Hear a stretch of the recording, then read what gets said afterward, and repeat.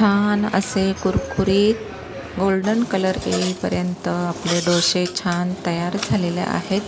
अगदी सहज निघतील असे डोसे आपले तयार झाले आहेत. बघू शकता अगदी पटापट डोसे छान असा गोल्डन कलर आलेला आहे आणि डोसे मी तयार करत आहे. इथे बघू शकता छान असा कलर आलेला आहे आणि कुरकुरीत झालेले आहेत. तर इथे मी लोखंडी तवा घेतलेला आहे, पिझ्झाचा तवा आहे आणि कांद्याच्या साहाय्याने मी तेल लावून घेते आहे आणि अगदी झटपट डोसे तयार होत आहेत. तर व्हिडिओ स्किप न करता पूर्ण पहा आणि व्हिडिओला एक नक्की लाईक करा. तर नमस्कार, माझ्या चॅनलमध्ये तुमचं खूप खूप मनापासून स्वागत आहे. इथे मी बटाट्याची पिवळी भाजी केलेली आहे, ओल्या खोबऱ्याची चटणी केलेली आहे आणि खाऊन बघत आहे. छान कुरकुरीत झालेला आहे आणि इथे बटाट्याची भाजीसुद्धा खूप छान टेस्ट आलेली आहे आणि ओल्या खोबऱ्याची चटणीसुद्धा खूप सुंदर झालेली आहे. इथे बघू शकता आपले डोसे अगदी पटापट निघत आहेत.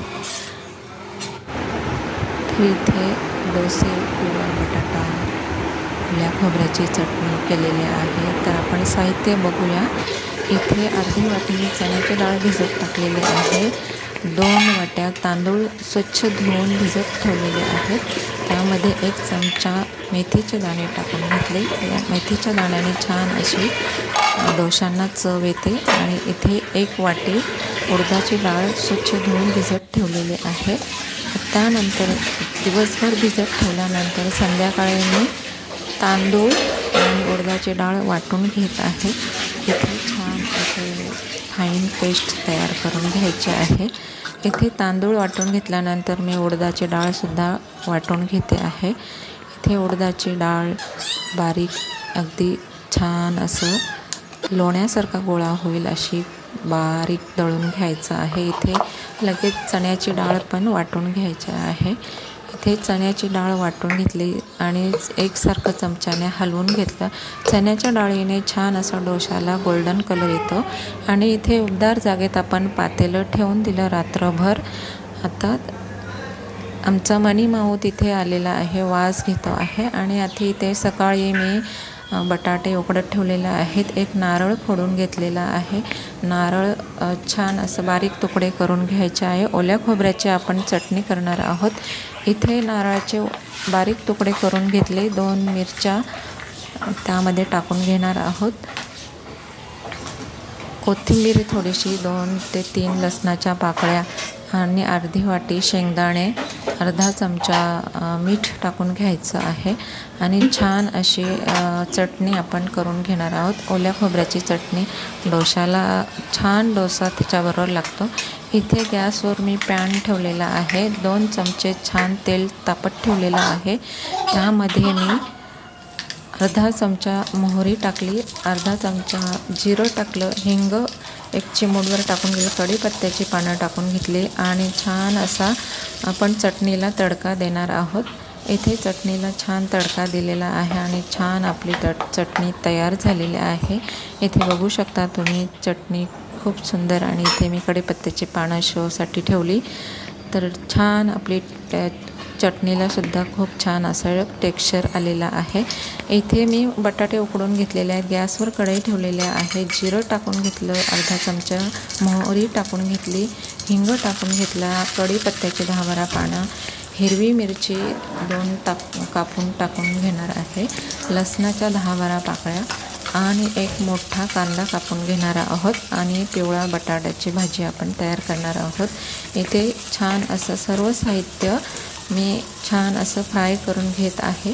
त्यामध्ये अर्धा चमचा हळद, अर्धा चमचा मीठ टाकून घेतलं आणि सर्व कांदा अगदी मऊ होईपर्यंत फ्राय करून घेतलं. आणि त्यामध्ये उकडलेले बटाटे टाकून घेतले आणि छान आपली पिवळ्या बटाट्याची भाजीसुद्धा खूप सुंदर झालेली आहे. तुम्ही बघू शकता डोशाबरोबर खाण्यासाठी खूप छान अशी पिवळ्या बटाट्याची भाजी आणि ओल्या नारळाची चटणी छान झालेली. आता आपण इथे डोसाचं पीठ छान असं फर्मेंट झालेलं आहे. मी एका पातेलीमध्ये काढून घेते आहे. इथे बघू शकता आता आपण पीठ ह्या कढईमध्ये मी काढून घेते. आणि त्यामध्ये अर्धा चमचा मीठ टाकून घ्यायचं आहे. मीठ फर्मेंट आपण पीठ जेव्हा फर्मेंट करायला ठेवतो तेव्हा मीठ टाकायचं नाही आहे, तर जेव्हा आपण डोसे करायला घेतो त्यावेळेस मीठ टाकून घ्यायचं आहे. इथे अर्धा चमचा मी मीठ टाकून घेतलं आणि छान चमच्याने हलवून घ्यायचं आहे.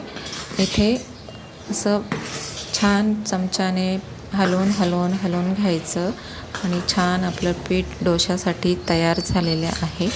इथे मी गॅसवर लोखंडी तवा तापत ठेवलेला आहे आणि कांद्याच्या साहाय्याने तेल लावून घेतलं आहे.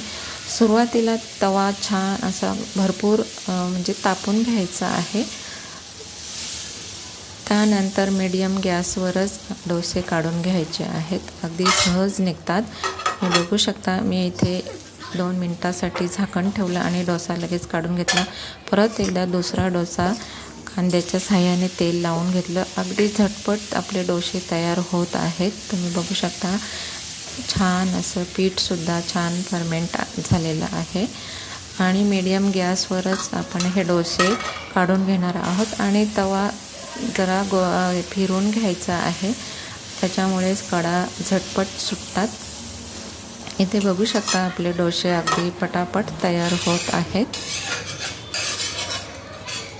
छान अशा कडा सुटत आहेत. तुम्ही बघू शकता, इथे मी 9 ते 10 डोसे काढून घेतले आणि छान असे इथे बघा तेल थोडंसं सोडून घ्यायचं आणि तवा गोल गोल फिरूनसुद्धा घ्यायचा आहे, त्याच्याने छान अशा कडा सुटत आहेत. तर इथे आपले सर्व डोसे तयार झालेले आहेत. इथे मी ताट केलेलं आहे. डोसा, पिवळा बटाट्याची भाजी, चटणी आणि छान आपले डोसे तयार झालेले आहेत. तोपर्यंत बाय बाय.